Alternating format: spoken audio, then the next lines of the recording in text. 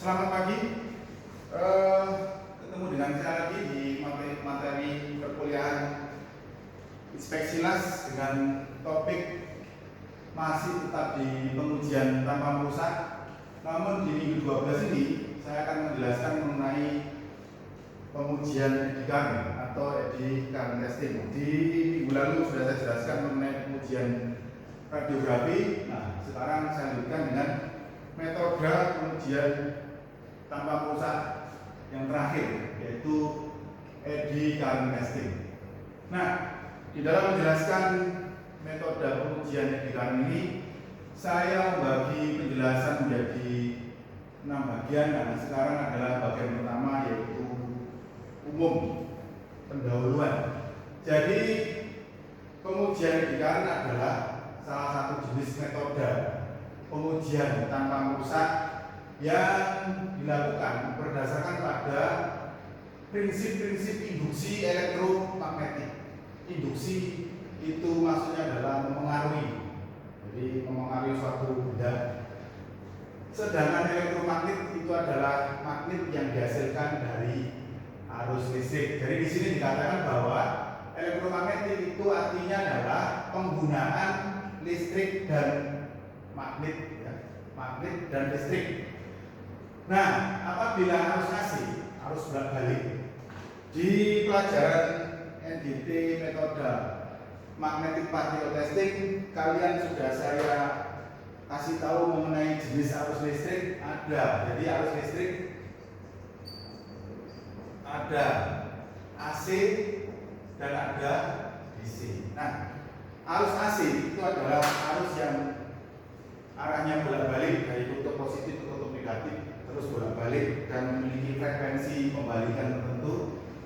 Jadi apabila arus AC dilewatkan melalui suatu kuparan, jadi di sini kita menggunakan kuparan, maka di dalam kuparan tadi akan dihasilkan medan magnet yang arahnya juga akan bolak-balik. Jadi di sini changing magnetic field is generated. Jadi akan dihasilkan suatu medan magnet yang arahnya juga bolak-balik. Nah, apabila kuparan tadi diletakkan dekat dengan permukaan material yang menghantarkan arus listrik, jadi pengujian eddy current ini hanya dapat digunakan pada material-material yang memiliki sifat elektrikly induktif, ya, menghantarkan arus listrik, ya. Jadi apabila kuparan tadi diletakkan di permukaan terdekat dengan permukaan benda yang menghantarkan arus listrik, maka medan magnet yang dihasilkan oleh kuparan tadi akan menginduksikan arus listrik ke dalam benda tadi, ya, benda tersebut. Nah, arus listrik ini namanya adalah eddy current. Eddy itu artinya adalah sirkular atau melingkar. Jadi eddy itu artinya adalah sirkular atau melingkar. Nah, eddy current artinya adalah arus itu akan melingkar, berbentuk lingkaran di benda yang diuji. Nah, sebelumnya akan saya jelaskan dulu mengenai rangkaian arus DC atau arus arah. Jadi kalau kita punya suatu bola ini dihubungkan dengan kabel lalu dipasangkan ke suatu baterai. Baterai ini memiliki kutub positif dan negatif. Maka yang terjadi adalah arus listrik itu akan mengalir dari kutub positif menuju ke filamen pada bola, lalu kembali ke kutub negatif pada baterai. Sedangkan arus listrik, ya, perhatikan ya, arus listrik itu mengalir dari kutub positif baterai menuju ke bola, ya, filamen, lalu kembali ke kutub negatif. Sedangkan elektron itu arah alirannya berlawanan dengan arah aliran arus listrik. Jadi elektron akan mengalir dari kutub negatif baterai menuju ke filamen lalu kembali ke kutub positif baterai. Nah, apabila digambarkan dengan suatu diagram yang sederhana, maka di sini kita dapat melihat bahwa aliran arus listrik itu akan berbalikan dengan atau berlawanan dengan arah aliran elektron, tapi semuanya menuju ke bola, ke filamen ini. Nah, karena filamen itu memiliki hambatan atau R, maka maka yang terjadi adalah timbul panas di sini dan filamennya akan menyala. Jadi arus listrik ini akan mengalir melalui suatu siklus yang lengkap di sini ya. Sirkuit must be complete, yaitu arus harus melalui baterai, ya, mengalir dari baterai melalui satu wire menuju ke filamen tadi itu, kemudian dari filamen menuju ke wire yang lainnya atau kawat yang lainnya menuju ke baterai. Kalau ada titik-titik atau tempat-tempat di lintasan ini putus, maka arus listrik tidak akan sampai ke filamen. Ini adalah arus DC, arus arah ya. Aliran arus listrik atau aliran elektronnya satu arah. Elektron mengalir dari kutub negatif ke kutub positif, sebaliknya arus listrik mengalir dari kutub positif ke kutub negatif. Nah, sekarang kita bicara mengenai elektromagnet atau magnet yang dihasilkan oleh aliran arus listrik. Di sini kita memiliki kaidah tangan kanan seperti yang saya jelaskan di pelajaran magnetic particle testing ya. Jadi apabila ada suatu kawat yang dialiri oleh arus listrik, maka aliran arus listrik itu bisa digambarkan dengan arah dari ibu jari. Sementara jari-jari kita lainnya adalah menunjukkan arah medan magnet yang berada di sekeliling kawat yang dialiri arus listrik tersebut. Jadi ini adalah ibu jari menunjukkan arah arus listrik, kemudian jari-jari lainnya menunjukkan arah aliran garis-garis magnet atau medan magnet yang berada di sekeliling wire tadi. Nah, ini dinamakan sebagai kaidah tangan kanan atau aturan tangan kanan. Ini kita bicara mengenai elektromagnet, magnet yang dihasilkan dari arus listrik. Nah, apabila kita membentuk suatu kumparan dari sebuah kawat atau kabel itu, dan kabel ini kita aliri dengan arus listrik, ya, boleh AC atau boleh DC, maka yang terjadi adalah di sekeliling kawat, di sekeliling kumparan ini akan dihasilkan medan magnet atau garis-garis gaya magnet. Jadi bentuk dari garis-garis gaya magnet yang dihasilkan oleh suatu kumparan ya, yang dialiri oleh arus listrik itu mirip dengan bentuk garis-garis gaya magnet yang dihasilkan oleh suatu magnet batang ya, magnet batang yang sebelumnya saya jelaskan di pelajaran magnetic particle.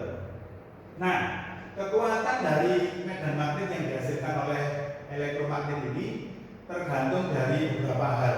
Jadi di sini disebutkan bahwa kekuatan medan magnet tergantung dari beberapa hal, yaitu pertama jumlah lilitan ya. Semakin banyak lilitan maka kekuatan medan magnet semakin besar, dan besarnya arus listrik yang mengalir melalui kawat tadi. Jadi makin besar arus listrik yang mengalir melalui kawat, maka kekuatan medan magnetnya semakin besar di dasar sini. Jadi dengan menambah jumlah lilitan atau menambah arus ya, maka kekuatan medan magnet juga akan bertambah besar. Nah, ini adalah arah dari medan magnet yang dihasilkan oleh elektromagnet yang dialiri oleh arus listrik. Arusnya mengalir begini ya. Lalu kita bisa menentukan arah menggunakan kaidah tangan kanan seperti yang sudah dijelaskan sebelumnya. Jadi dikatakan di sini bahwa arah garis-garis gaya magnet tergantung dari arah aliran arus listrik yang mengalir melalui kawat yang ada di kumparan tadi. Jika arah dari arus yang melalui kumparan itu berbalik, maka polaritas dari medan magnet juga akan berbalik. Jadi apabila arus listrik mengalir satu arah itu, maka medan magnet juga akan mengalir di satu arah. Apabila arah aliran arus listrik dibalik, maka arah medan magnet juga akan mengalami pembalikan. Sorry. Oke. Nah, di pelajaran magnetic particle sudah saya jelaskan mengenai apa yang dimaksud dengan permeability. Permeability itu mudah tidaknya suatu material menjadi magnet kan. Kemudian apabila suatu material itu dimagnetisasi, maka dia akan berubah menjadi magnet dan menghasilkan medan magnet. Kemudian apabila medan magnet yang dihasilkan tadi berasal dari elektromagnet dan arus listrik dimatikan, maka logam tadi atau material yang bersifat ferromagnetik tadi tidak serta-merta akan kehilangan medan magnetnya. Jadi apabila suatu logam, misalkan baja karbon jadikan magnet ya, induksi yang dilakukan induksi dengan elektromagnet, dia menjadi magnet. Kemudian apabila arus listrik pada kumparan penginduksi dimatikan, maka baja ini tidak tiba-tiba menjadi non magnet. Jadi dia masih menahan sedikit medan magnet sisa. Jadi baja memiliki kemampuan untuk menahan medan magnet sisa. Itu adalah sifat kemagnetan dari suatu material. Ada material-material yang memiliki kemampuan menahan medan magnet sisa yang tinggi, ada yang rendah, juga tergantung dari jenis material yang dimagnetisasi. Di sini kita menggunakan besi lunak, ya. Besi lunak itu adalah suatu material yang mudah dimagnetisasi sehingga dikatakan sebagai material yang memiliki sifat high permeability, yang mudah dijadikan magnet. Kemudian apabila arus listrik di sini dihentikan, di stop, maka besi lunak ini tidak serta-merta kehilangan medan magnetnya, tetapi masih menyimpan yang namanya medan magnet sisa. Jadi apabila arus dihentikan, maka batang besi tadi masih menahan yang namanya medan magnet sisa ya. Kemampuan suatu material untuk menahan medan magnet sisa dinamakan sebagai retentivity. Retentivity itu kemampuan untuk menahan medan magnet sisa. Retentivity adalah kemampuan suatu material untuk menahan medan magnet sisa. Jadi begitu harus dimatikan, maka besi ini masih memiliki medan magnet sisa.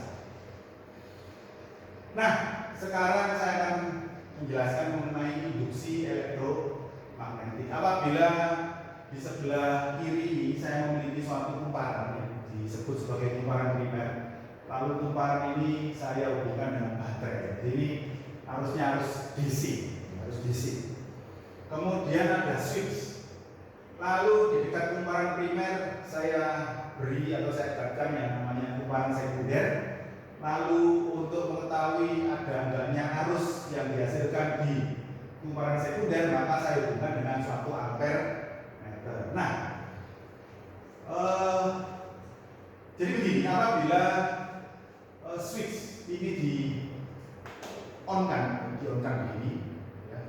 begini, maka yang namanya kumparan primer itu akan menghasilkan yang namanya medan magnet primer. Pada waktu kumparan primer menghasilkan medan magnet, maka medan magnet dari kumparan primer itu akan mempengaruhi kumparan sekunder. Jadi kumparan sekunder itu akan terpengaruh oleh medan magnet yang dihasilkan oleh kumparan primer. Nah, karena kumparan sekunder ini terpengaruh oleh kumparan primer, maka di sini mengalir sejumlah arus yang tidak terlalu besar, relatif besar. Tapi ada arusnya. Jadi arus itu akan terjadi apabila switch itu di-on-kan begini. Pada waktu on begini, maka ampere meter ini akan menyimpang. Jadi ada penyimpangannya. Nah, berarti ada arus listrik yang dihasilkan di sirkuit itu ya. Kemudian apabila arus listrik dinyalakan terus pada rangkaian sebelah kiri ini, maka arus listrik di sini akan hilang. Nah, jadi munculnya arus listrik di kumparan sekunder itu apabila switch itu di-on-kan begini. Kalau dia posisi on terus begini, maka arusnya akan hilang. Kemudian pada waktu switch di-off-kan begini, off ini, timbul yang namanya arus listrik pada ampere meter ini. Kemudian timbul sesaat lalu hilang. Di-on-kan begini, timbul sesaat lalu hilang. Nah, fenomena ini ditemukan oleh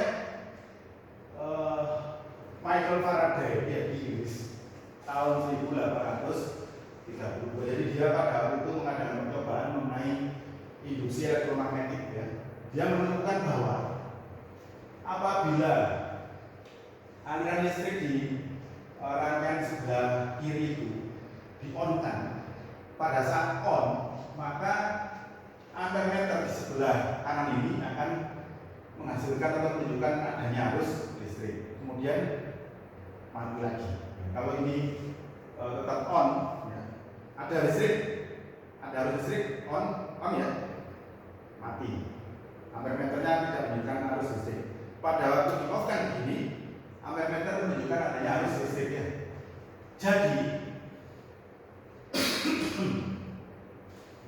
Jadi arus listrik di sini hanya akan timbul apabila switch itu di posisi habis kan, dan habis dimatikan. Ya. Kalau on terus tidak ada arus listrik, kalau mati terus ya tidak ada arus listrik. Makanya di sini dikatakan he found that when he disconnected the battery. Jadi pada waktu dia melepas baterai, dia memperoleh arus listrik melalui kumparan sekunder itu seketika pada saat itu. Ya.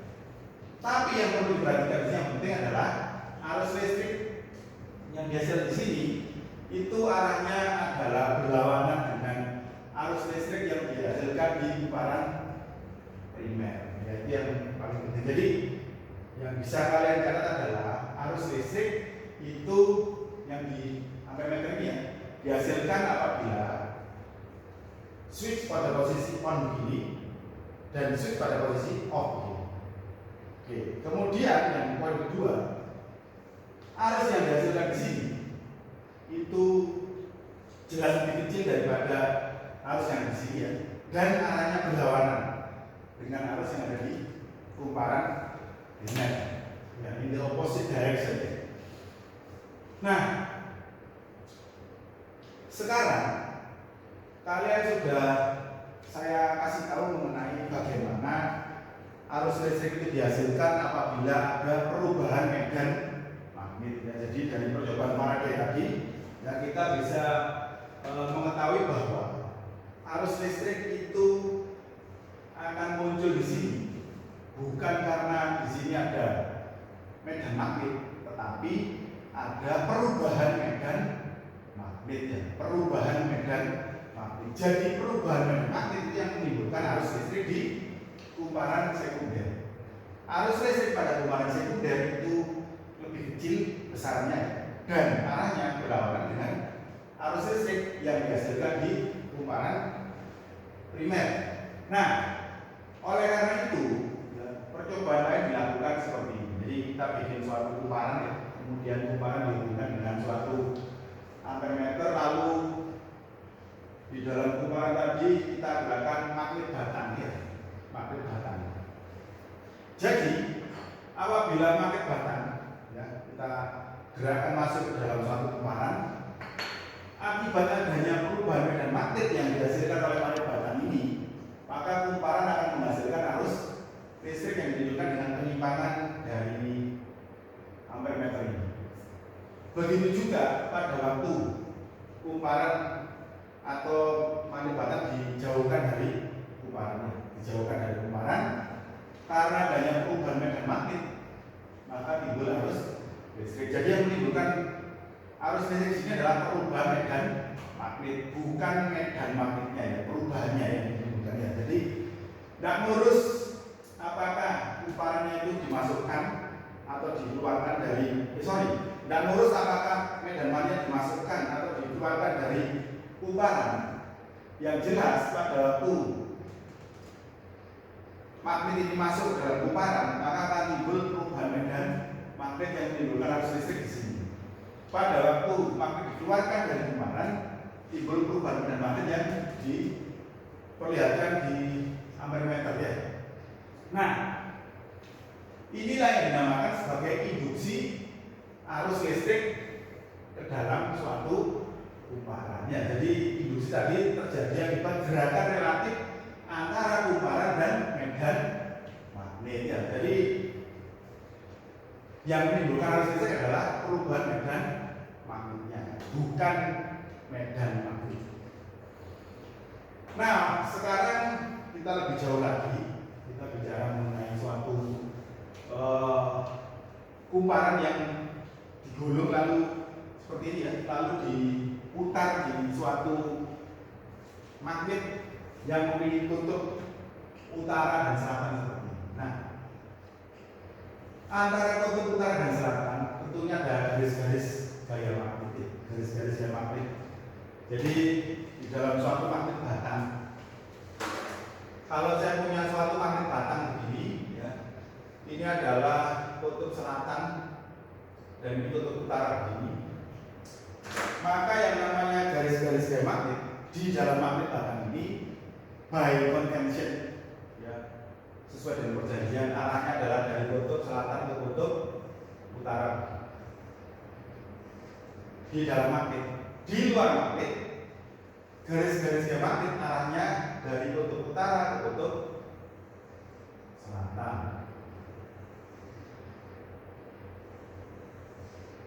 Seperti ini ya. Nah, jadi kita punya magnet batang dan adanya yang namanya garis-garis gaya magnet. Ini namanya garis gaya magnet. Di sini juga ada garis-garis gaya magnet. Tadi sudah saya jelaskan mengenai terjadinya arus listrik itu karena adanya perubahan medan magnet. Nah, saya punya kumparan di sini yang diputar di sumbunya. Ya. Kemudian pada waktu kumparan ini berada pada posisi vertikal begini, maka tidak ada garis-garis gaya magnet yang terpotong oleh kumparan. Namun pada waktu kumparan ini digerakkan ke posisi horizontal, karena digerakkan ke posisi horizontal, jadi dia bergerak ke posisi horizontal, maka sejumlah garis-garis gaya magnet ini akan terpotong oleh kumparan ini dan menghasilkan arus listrik. Nah, prinsip ini yang dipakai untuk menghasilkan listrik di generator. Generator listrik, pembangkit listrik itu menggunakan generator dengan prinsip kerja seperti ini. Nah, di sini ada penggambaran generator tadi, kumparan dan medan magnetnya. Jadi ada medan magnet utara, selatan ini. Kemudian posisi 1 dan 2 ini adalah posisi dari kumparannya ini. Ini posisi 1, 2, 1 atas, 2 di satu atas, 2 di bawah. Nah, sekarang apa yang terjadi kalau kita melakukan pemutaran dari kumparan ini dalam suatu medan magnet? Jadi pada waktu kumparan berada pada posisi vertikal, berhenti, maka arus listrik itu akan 0.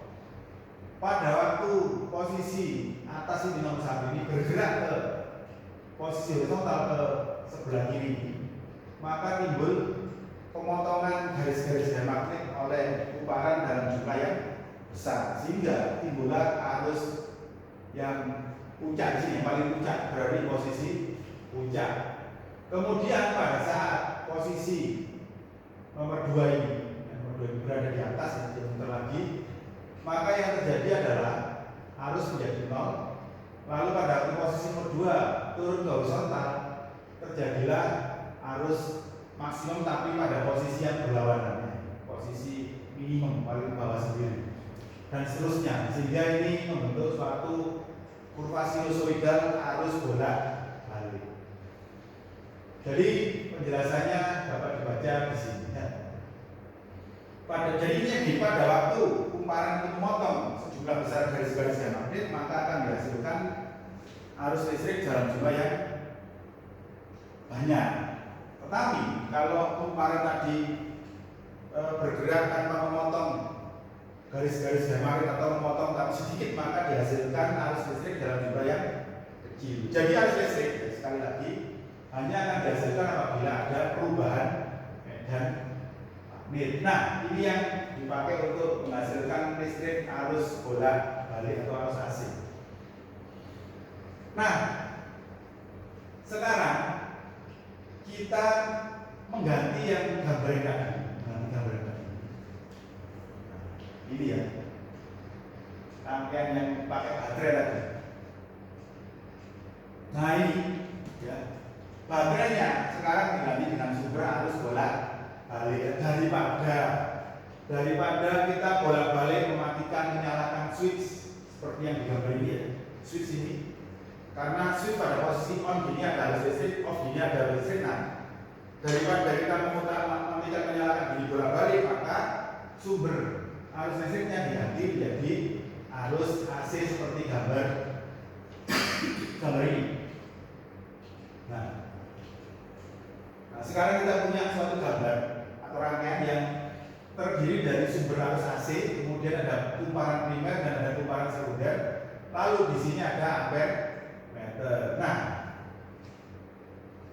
karena saya bilang tadi bahwa Michael Faraday menemukan bahwa arus listrik yang dihasilkan di kumparan sekunder berasal dari perubahan medan magnet yang berasal dari kumparan primer, maka kalau kita mengganti sumber arus listrik dari DC menjadi AC, maka yang terjadi adalah ampere meter di sini selalu menghasilkan arus listrik, tapi arahnya bolak-balik begini, Karena apa? Sumber arus listriknya juga bolak-balik, karena arus AC itu menghasilkan sumber arus bolak-balik begini ya. Jadi pada waktu 0, ya di sini 0, maka ampere meter menunjukkan angka 0. Jadi arus listrik induksi ya, itu 0. Kemudian pada waktu arus listrik di kumparan primer maksimum, arus listrik di kumparan sekunder itu minimum ya. Jadi arahnya berlawanan. Jadi selalu seperti itu. Pada waktu arus listrik di kumparan primer itu minimum, arus listrik di kumparan sekunder maksimum. Jadi selalu berlawanan. Nah, jadi kita ganti sumber arus listriknya itu dari baterai menjadi sumber arus bolak-balik. Nah, poin penting yang perlu diperhatikan di sini adalah bahwa arus listrik yang mengalir melalui kumparan primer itu selalu bervariasi secara konstan. Dari 0 ke puncak maksimum ya, dari puncak ke 0 lalu ke minimum dan seterusnya. Nah, dari 0 ke puncak, dari puncak ke 0 minimum lalu 0 lagi, ini bisa dinamakan sebagai satu siklus atau satu cycle, one full cycle ini. Ya, dari 0 puncak lalu minimum ke 0. Jadi sekarang kita punya suatu rangkaian di mana arus AC itu dipakai untuk menggantikan baterai. Jadi kita tidak perlu lagi punya yang namanya switch yang harus dimatikan atau dinyalakan. Ini akan saya jelaskan setelah